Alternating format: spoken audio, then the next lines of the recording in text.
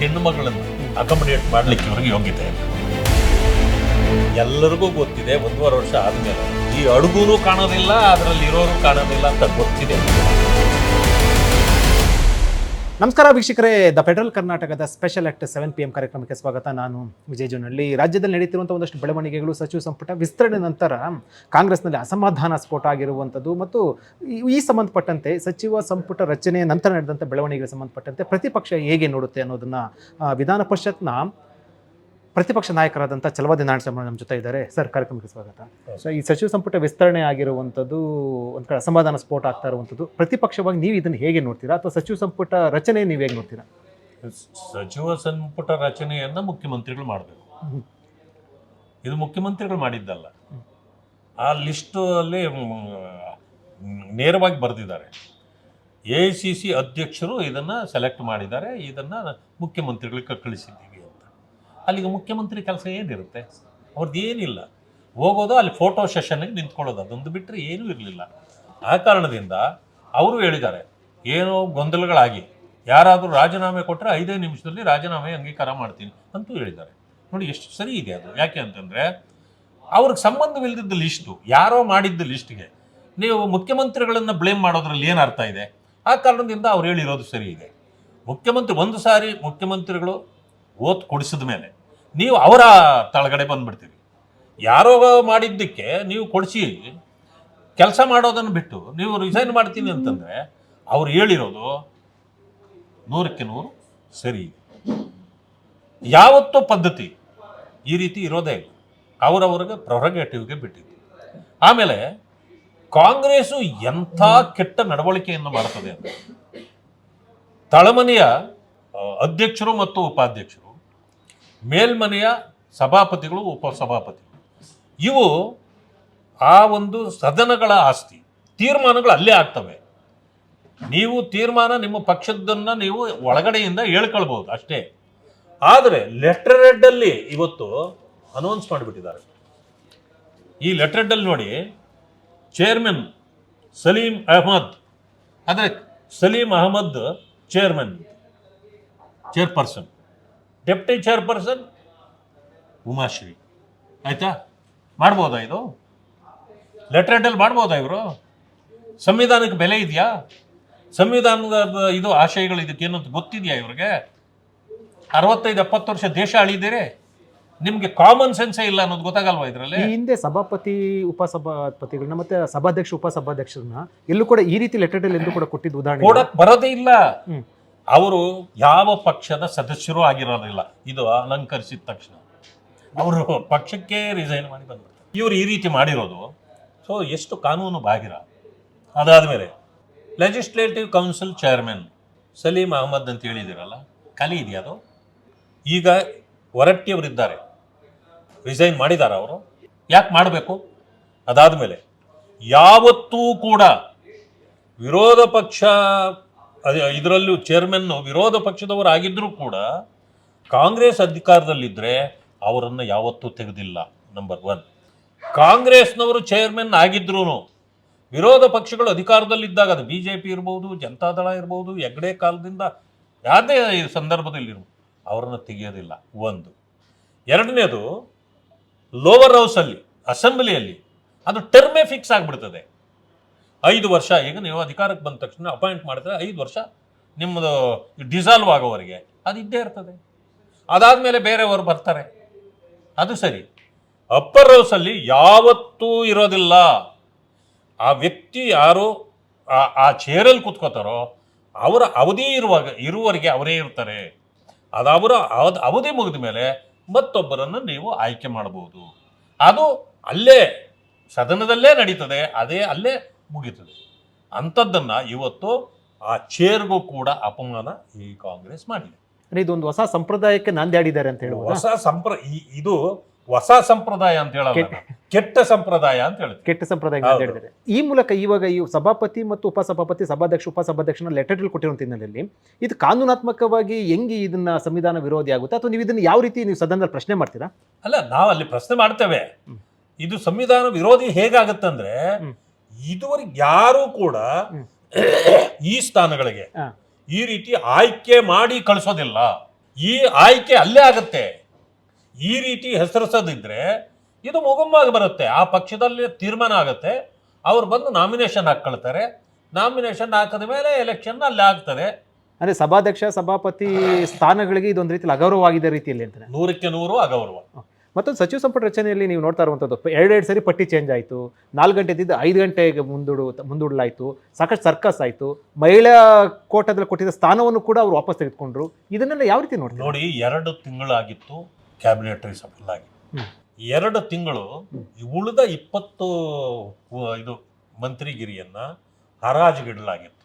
ಹರಾಜಿನಲ್ಲಿ ಯಾರ ಶಕ್ತಿ ಎಷ್ಟೆಷ್ಟಿತ್ತೋ ಅದನ್ನು ಆಫರ್ ಮಾಡಿದಾಗ ಸೊ ಅದರ ಪ್ರಕಾರ ನಡೆದಿತ್ತು.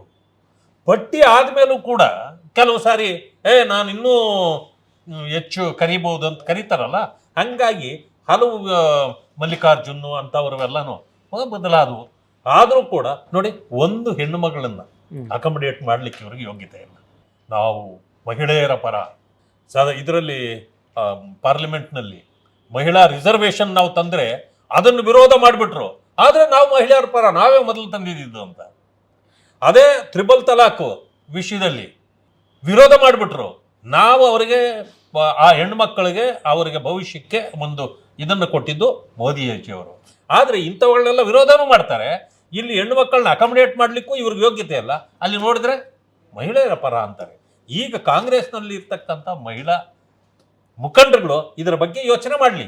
ಒಂದು ಸ್ಥಾನವನ್ನು ಕೊಟ್ಟು ಅದು ಯಾರಿಗಾನ ಕೊಟ್ಕೊಂಡ್ರೆ ಅದು ಏನು ಶಾಂತ ಗೌಡ ಕೊಟ್ಟಿರುವಂಥದ್ದು ಕೊಟ್ಟು ವಾಪಸ್ ತೆಗೆದುಕೊಂಡಿರ್ತಿದೆಯಲ್ವಾ, ಅದು ಮಹಿಳೆಯರು ಮಾಡಿದಂಥ ಅವಮಾನ ಅಂತ ಅಲ್ವಾ? ನೀವು 100% ನೀವು ಅವ್ರ ಹೆಸರನ್ನೇ ಹೇಳಬಾರ್ದಾಗಿತ್ತು.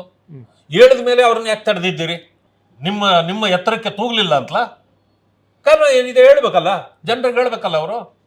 ಈಗ ಮಹಿಳೆಯರಿಲ್ಲದಂತ ಸಚಿವ ಸಂಪುಟ ಮೊದಲ ಬಾರಿಗೆ ನೋಡಿರುವಂತದ್ದು. ಹೌದು. ಹಿಂದೆ ಎಸ್ ಎಂ ಕೃಷ್ಣ 3 ಜನ ಸಚಿವರನ್ನು ಕೊಟ್ಟಿದ್ದು ಉದಾಹರಣೆ ಇರುವಂತದ್ದು. ಸೊ ಈ ಮೂಲಕ ನೀವು ಕಾಂಗ್ರೆಸ್ಗೆ ಏನ್ ಹೇಳ್ತೀರಾ ಸರ್? ಮಹಿಳೆಯರ ಪರ ಅಥವಾ ನಾವು ಮಹಿಳೆಯರ? ಕಾಂಗ್ರೆಸ್ಸು ಮಹಿಳಾ ವಿರೋಧಿ, ದಲಿತ ವಿರೋಧಿ, ಸಂವಿಧಾನ ವಿರೋಧಿ, ಇನ್ನೂ ಹೇಳ್ತಾ ಹೋದ್ರೆ 100 ವಿರೋಧಿಗಳಿದೆ. ಸದ್ಯಕ್ಕಿಷ್ಟ ಸಚಿವ ಸಂಪುಟ ರಚನೆ ಸಂದರ್ಭದಲ್ಲಿ 1-2-3 ಹೆಸರು ಭಾರಿ ಚರ್ಚೆ ಆಗ್ತಾ ಇರುವಂಥದ್ದು.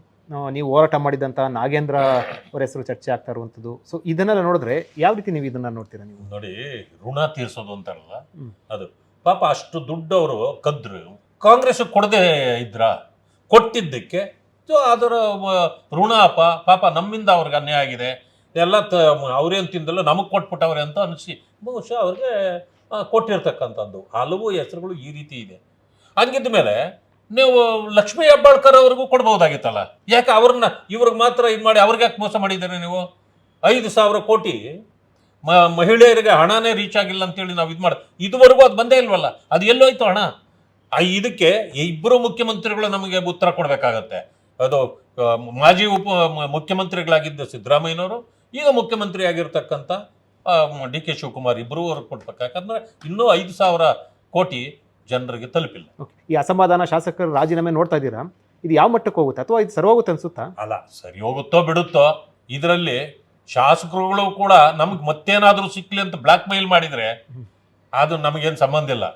ಆದರೆ ಸೀನಿಯಾರಿಟಿಗೆ ಗೌರವ ಕೊಡದೇ ಇದ್ರೆ, ಪಕ್ಷ ನಮಗೆ ಅನ್ಯಾಯ ಮಾಡಿದೆ ಅಂತ ಅವರು ತಿಳ್ಕೊಂಡು ಕೇಳಿದಾಗ ಅವರಿಗೆ ನ್ಯಾಯ ಕೊಡದೇ ಇದ್ರೆ ಅದು ತಪ್ಪು, ಅಷ್ಟನ್ನು ಹೇಳ್ಬೋದು ಅಷ್ಟೇ. ಆದರೆ ಇದಕ್ಕಾಗಿ ಬ್ಲಾಕ್ ಮೇಲ್ ಮಾಡ್ಕೊಳ್ಳೋದಾಗ್ಲಿ ಅಂಥದ್ದನ್ನ ನಾವು ಅದರ ಬಗ್ಗೆ ನಾವೇನು ತಲೆ ಕೆಡಿಸ್ಕೊಳ್ಳೋದು. ಬಟ್ ಕಾಂಗ್ರೆಸ್ನಲ್ಲಿ ಅಸಮಾಧಾನ ಸ್ಫೋಟ ಆಗಿರುವಂಥ ಬೆಳವಣಿಗೆಗಳು. ಕಾಂಗ್ರೆಸ್ಸು ಮುಳುಗುವ ಹಡಗು ಎಲ್ಲರಿಗೂ ಗೊತ್ತಿದೆ. 1-1.5 ವರ್ಷ ಆದಮೇಲೆ ಈ ಅಡುಗುನೂ ಕಾಣೋದಿಲ್ಲ, ಅದರಲ್ಲಿ ಇರೋರು ಕಾಣೋದಿಲ್ಲ ಅಂತ ಗೊತ್ತಿದೆ, ಎಲ್ರಿಗೂ ಗೊತ್ತಿದೆ. ಅದರಿಂದಾಗಿ ಇನ್ಮೇಲೆ ಇದಕ್ಕೆ ಏನು ಬೇಕಾದರೂ ಆಗತ್ತೆ, ಅದರ ಬಗ್ಗೆ ಈಗ ಯಾರೂ ತಲೆ ಕೆಡಿಸ್ಕೊಳ್ಳೋದಿಲ್ಲ. ಇನ್ನೇನು ನೀವು ಈಗ ಮಂತ್ರಿಮಂಡಲ ಮಾಡಿದ್ದೀರಿ, ಅವರು ಹೊಸಬರೆಲ್ಲ ಇನ್ನೂ ಮಂತ್ರಿಮಂಡಲ ತಿಳ್ಕೊಳ್ಳೋಕೆ ಇನ್ನೊಂದು 6 ತಿಂಗಳಾಗತ್ತೆ. ಆ ಕಡೆ 6 ತಿಂಗಳಿಗೆ ಆಗಲೇ ಎಲೆಕ್ಷನ್ನೇ ಬರ್ತದೆ. ಹೇಳೋದು ಏನು 5-6 ತಿಂಗಳಲ್ಲಿ ಏನು ಸಾಧನೆ ಮಾಡ್ತಾರೆ ಪಾಪ. ಕೋಲಾರ, ಚಿಕ್ಕಬಳ್ಳಾಪುರ ಈ ಕಡೆ ಎಲ್ಲ ಅಸಮಾಧಾನಗೊಂಡು ನೋಡಿ, ಕೋಲಾರ ಕೊಟ್ಟಿಲ್ಲ, ಚಿಕ್ಕಬಳ್ಳಾಪುರ ಕೊಟ್ಟಿಲ್ಲ, ಗದಗಿಲ್ಲ, ಯಾದಗಿರಿ ಇಲ್ಲ, ಉತ್ತರ ಕನ್ನಡ ಇಲ್ಲ, 6-7 ಜಿಲ್ಲೆಗಳಿಗೆ ರೆಪ್ರೆಸೆಂಟೇಷನ್ ಇಲ್ಲ. ಅದೇ ನೋಡಿ, ಗುಲ್ಬರ್ಗ 3, ಬೆಂಗಳೂರು ಲೆಕ್ಕ ಇಲ್ಲ, ಎಲ್ಲ ಈ ಮೂಲೆ ಆ ಮೂಲೆ ಎಲ್ಲ ಕೊಟ್ಬಿಟ್ಟಿದ್ದಾರೆ. ಅಂತಿಮವಾಗಿ ಸರ್, ಈ ಸೆಷನ್ ಬರ್ತಾ ಇರುವಂಥದ್ದು ಸದನದಲ್ಲಿ ಬಾರಿ ಹೋರಾಟ ಅಥವಾ ವಿಚಾರ ಪ್ರಸ್ತಾಪಗಳು ಜಾಸ್ತಿ ಇರುವಂಥದ್ದು. ಪ್ರತಿಪಕ್ಷ ಇದನ್ನು ನೀವು ಯಾವ ರೀತಿ ನೋಡ್ತಾ ಇದ್ದೀರಿ, ಯಾವ ರೀತಿ ತಗೊಂತೀರಿ ಸದನದಲ್ಲಿ? ನೋಡಿ, ಅಲ್ಲಿ ಸಾಂದರ್ಭಿಕ ಮತ್ತು ವಿಷಯಾಧಾರಿತ. ನಾವು ಹೀಗೇ ಮಾಡ್ತೀವಿ ಅಂತ ಹೇಳಿ ಮಾಡೋಕ್ಕಾಗೋದಿಲ್ಲ. ಯಾವ ರೀತಿ ಸರ್ಕಾರ ನಡ್ಕೊಳ್ಳುತ್ತೆ, ವಿಷಯಗಳು ಯಾವ ರೀತಿ ಉದ್ಭವ ಆಗ್ತವೆ, ಇದರನ್ನು ಆಧರಿಸಿ ನಮ್ಮ ಜನಪರವಾದ ಹೋರಾಟಗಳು ನಡೀತವೆ. ಇವತ್ತು ಭ್ರಷ್ಟಾಚಾರದ ವಿಚಾರಗಳಿರ್ಬೋದು, ಅದಾದಮೇಲೆ KPSC ಇದು ವಿಚಾರ ಇರ್ಬೋದು, ಆಮೇಲೆ ವೆಟರ್ನರಿ ಡಾಕ್ಟರ್ಸ್ದಿರ್ಬೋದು, ಈ ಪೇಪರ್ ಲೀಕೇಜ್ ಇರ್ಬೋದು, ಹೀಗೆ ಅನೇಕ ಇಶ್ಯೂಗಳಿದೆ. ಬರಗಾಲ ಕೂಡ ನೀವು ಬರಗಾಲದ ವಿಚಾರ ಇರ್ಬೋದು. ಅದಾದಮೇಲೆ ಇನ್ನೊಂದು ಜನರ ಆಸ್ತಿಯಾಗೇ ಕನ್ನ ಹಾಕ್ತಕ್ಕಂಥ ಕೆಲಸವನ್ನು ಸರ್ಕಾರ ಮಾಡ್ತಾ ಇದೆ. ನಿಮಗೆ ಗೊತ್ತಿರ್ಬೋದು, GBAನಲ್ಲಿ ನೀವು ಅರ್ಧ ಎಕರೆ ಜಾಗ ಇದ್ದರೆ ನೀವು 4 ಜನ ಅಣ್ಣ ತಮ್ಮಂದಿರಿದ್ದೀರಿ, ನೀವು 4 ಭಾಗ ಮಾಡ್ಕೊಳ್ಬೇಕು ಅಂತ ಹೊರಡ್ತೀರಿ. ಎಷ್ಟು ಬರುತ್ತೆ ನಿಮಗೆ? ಅರ್ಧ ಎಕರೆ ಅಂದರೆ 20,000 ಸ್ಕ್ವೇರ್ ಫೀಟ್. ಅದರಲ್ಲಿ 4 ಜನರಿಗೆ ಭಾಗ ಅಂದರೆ ಎಷ್ಟಾಯಿತು? 5,000 ಆಯಿತು. ಆದರೆ 20,000ದಲ್ಲಿ 45% ಸರ್ಕಾರ ಕೊಟ್ಟು ಉಳಿದಿದ್ದನ್ನು ನೀವು ಹಂಚ್ಕೊಳ್ಬೇಕು ಅಂತಿದೆ. ಇದು ನಿಮಗೆ ಗೊತ್ತೇ ಆಗದಿದ್ದಂಗೆ ನಿಮಗೆ ಕನ್ನ ಹಾಕುವಂಥ ಕೆಲಸವನ್ನು GBA ಭಾಗದಲ್ಲಿ ಪ್ರಾಂತ್ಯದಲ್ಲಿ ನಡೀಲಿಕ್ಕೆ ಪ್ರಾರಂಭ ಆಗಿದೆ. ಇದು ದೊಡ್ಡ ಗಂಡಾಂತರವನ್ನು ಜನರ ಮಧ್ಯದಲ್ಲಿ ಸರ್ಕಾರ ಇವತ್ತು ತರ್ತಾ ಇದೆ. ಇದಕ್ಕೆ ಇಂಥವುಗಳನ್ನು ನಾವು ಹೋರಾಟ ಮಾಡಿ ಜನರಿಗೆ ನ್ಯಾಯ ಕೊಡಿಸ್ತಕ್ಕಂಥ ಕೆಲಸವನ್ನು ಮಾಡಬೇಕು. ಪ್ರಿಯಾಂಕರ್ಗೆ ಅಂತಿಮ ಪ್ರಿಯಾಂಕರ್ಗೆ ಅವರು ಹೇಳಿಕೆಯನ್ನು ಗಮನಿಸಿದ್ದೀರಾ? ಸೊ ಅದಕ್ಕೆ ಪ್ರತಿಕ್ರಿಯೆ ಕೊಡೋದಾದ್ರೆ ಇತ್ತೀಚೆಗೆ ನಡೆದಂಥ ಬೆಳವಣಿಗೆ ಸಂಬಂಧಪಟ್ಟಂತೆ ನಾನು ಈಗಾಗಲೇ ಹೇಳ್ಬಿಟ್ಟೆ ಅಂತ ಕಾಣುತ್ತೆ. ಅವರು ಅಬೋಧಿ ಕಾನ್ಸ್ಟಿಟ್ಯೂಷನ್. ಯಾಕೆಂತಂದರೆ AICC ಅಧ್ಯಕ್ಷರ ಮಗ. ಆದ್ದರಿಂದ ರಾಹುಲ್ ಗಾಂಧಿನೂ ನನ್ನೇನು ಮಾಡೋಕ್ಕಾಗಲ್ಲ, ಅವರು ಕೂಡ ಮುಟ್ಟಕ್ಕಾಗಲ್ಲ. ಆದ್ದರಿಂದ ನಂದು ನಡೆದಿದ್ದೇ ದಾರಿ ಅಂತೇಳಿ ಅವರ ನಡೆ ಇದೆ. ಅದರಿಂದ ನಾನು ಅವ್ರ ಬಗ್ಗೆ ಹೆಚ್ಚು ಮಾತಾಡೋಕ್ಕೆ ನನಗೆ ಇಷ್ಟ ಆಗೋದಿಲ್ಲ. ಈಗ ಆದರೆ ಉದ್ದಟತನವನ್ನು ಬಿಟ್ಟರೆ ಆಯುಷ್ಯ ಜಾಸ್ತಿ ಆಗತ್ತೆ, ಅಂದರೆ ರಾಜಕೀಯ ಆಯುಸ್ಸು. ಅದರಿಂದಾಗಿ ಒಳ್ಳೆ ರೀತಿಯಲ್ಲಿ ನಡ್ಕೊಂಡ್ರೆ ಒಳ್ಳೆಯದು. ಎಲ್ಲರ ಬಗ್ಗೆನೂ ರಾಜೀನಾಮೆ ಕೇಳುವಂಥ ಒಬ್ಬ ವ್ಯಕ್ತಿ ನನ್ನ ಬಗ್ಗೆ ಅಪಾದನೆ ಬಂದಾಗ ನಾನೇನು ಮಾಡಬೇಕು ಅನ್ನೋದನ್ನು ಗೊತ್ತಿರಬೇಕು. ಅದಕ್ಕೆ BJPನವರು 25 ದಿನ ಉಪವಾಸ ಮಾಡಲಿ, ಆಮೇಲೆ ನಾನೊಂದು ಇದನ್ನು ಲಾಠಿ ಚಾರ್ಜ್ ಮಾಡಿಸ್ತೀನಿ, ಅದಾದಮೇಲೆ ರಾಜೀನಾಮೆ ಕೊಡ್ತೀನಿ. ನಾಚಿಕೆ ಆಗಬೇಕು ಇವರಿಗೆಲ್ಲ. ಏನು ಇದೊಂದು ಹೇಳಿಕೆನಾ, ಇದೊಂದು ಮಾತಾ? ಇದನ್ನೆಲ್ಲ ತಿಳ್ಕೊಳ್ಬೇಕು. ಈ ಒಂದು ಪ್ರಜಾಪ್ರಭುತ್ವ ವ್ಯವಸ್ಥೆಯಲ್ಲಿ ಯಾರನ್ನೋ ಟೂಲ್ ಕಿಟ್ ಮಾಡ್ಕೊಳ್ಳೋದಲ್ಲ. ಜನ ನಮ್ಮನ್ನು ನೋಡ್ತಿದ್ದಾರೆ, ನಮ್ಮ ಮಾತುಗಳನ್ನು ಆಲಿಸಿದ್ರೆ ನಮ್ಮ ಜನ ನಮ್ಮನ್ನು ಏನು ಅಂದ್ಕೊಳ್ತಾರೆ ಅನ್ನೋ ಪ್ರಜ್ಞೆ ಇರಬೇಕು. ನಾನು ಹೇಳೋದಷ್ಟೇ, ನೋಡಿ, ಅಪ್ಪ ಅಮ್ಮ ಮಕ್ಕಳಿಗೆ ಜೀವನ ಕೊಡ್ತಾರೆ, ಜನ್ಮ ಕೊಡ್ತಾರೆ, ಒಳ್ಳೆ ಜೀವನ ಮಾಡಬೇಕು ಅಂತ ಕೊಡ್ತಾರೆ. ಅದಕ್ಕೇನು ಮಾಡ್ತಾರೆ, ನಮ್ಮ ಮಕ್ಕಳು ಪ್ರಜ್ಞಾವಂತರಾಗಲಿ ಬುದ್ಧಿವಂತರಾಗಲಿ ಅಂಥೇಳಿ ಪೂರ್ಣ ಪ್ರಜ್ಞಾ ಸ್ಕೂಲಲ್ಲೇ ಓದಿಸಿದ್ರು ಮಕ್ಕಳಿಗೆ ಪ್ರಜ್ಞೆ ಬರಲಿಲ್ಲ ಅಂದ್ರೆ ನಾವೇನು ಮಾಡೋಕ್ಕಾಗ್ತದೆ? ಪಾಪ ಅವ್ರ ತಾನೇ ತಂದೆ ತಾಯಿ ಏನು ಮಾಡೋಕ್ಕಾಗ್ತದೆ? ಅಂಥ ಪ್ರಜ್ಞೆ ಇಲ್ಲದ ಜನರು. ಇದು ಛಲವಾದಿ ನಾರಾಯಣಸ್ವಾಮಿ ಅವರ ಒಂದು ಅಭಿಪ್ರಾಯ, ಹೇಳಿಕೆ. ಸದನದಲ್ಲಿ ಈ ಬಾರಿ ಪ್ರಸ್ತಾಪ ಮಾಡುವಂಥ ಅಂಶಗಳನ್ನು ಒಂದಷ್ಟು ಪ್ರಸ್ತಾಪ ಮಾಡೋದು, ಅದರಲ್ಲೂ ಬಹಳ ಪ್ರಮುಖವಾಗಿ ಸಚಿವ ಸಂಪುಟ ರಚನೆಯ ಸಂದರ್ಭದಲ್ಲಿ ಮಹಿಳೆಯರಿಗೆ ಸ್ಥಾನ ಕೊಟ್ಟಿಲ್ಲ, ಇದು ಮಹಿಳೆಯರಿಗೆ ಮಾಡಿದಂಥ ಅವಮಾನ ಅಂತ ಪ್ರಶ್ನೆಯನ್ನು ಮಾಡಿರುವಂಥದ್ದು.